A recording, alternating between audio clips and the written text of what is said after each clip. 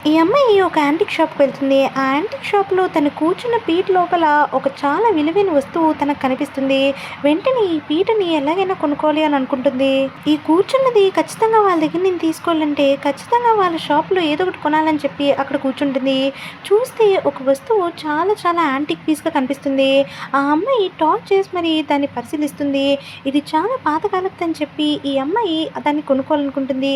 ఆ పక్కనున్న వస్తువు ఇంకోటి కూడా చూస్తుంది. అవన్నీ అంతగా యాంటిక్‌గా అనిపించవు. దాంతో ఇది ఎంత అని చెప్పి ఆ అతనితో బేరమాడుతుంది. అతను ఇది 20,000 అని చెప్పేసరికి మరి 20,000 అని చెప్పి అంటూ ఉంటుంది.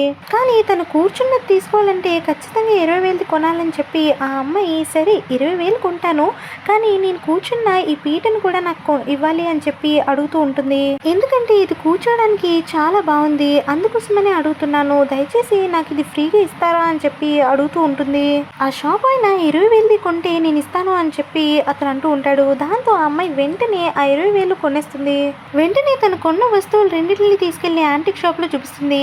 ఆ వస్తువును చూడగానే అతను ఇదొక 40,000 దాకా ఇవ్వగలరు అంతే అని చెప్తాడు.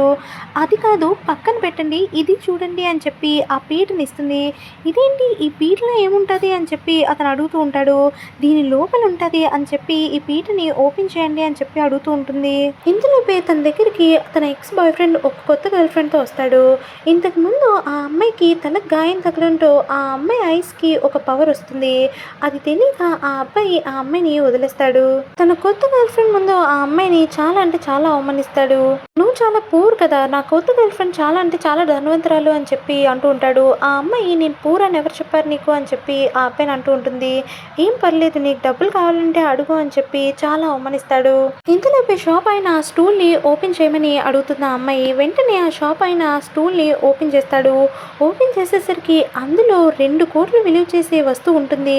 వెంటనే ఆ షాప్ అయిన దీనికి నేను 2 కోట్లు ఇస్తాను అని చెప్పి అంటాడు. దాంతో ఆ అమ్మాయి ధనవంతురాలు అయిపోతుంది. అది తెలిసి వాళ్ళ ఎక్స్ బాయ్ ఫ్రెండ్ అనవసరంగా తను వదిలేశానని చెప్పి చాలా బాధపడతాడు. ఆ అమ్మాయి మాత్రం చాలా సంతోషంగా ఉంటుంది. సబ్స్క్రైబ్.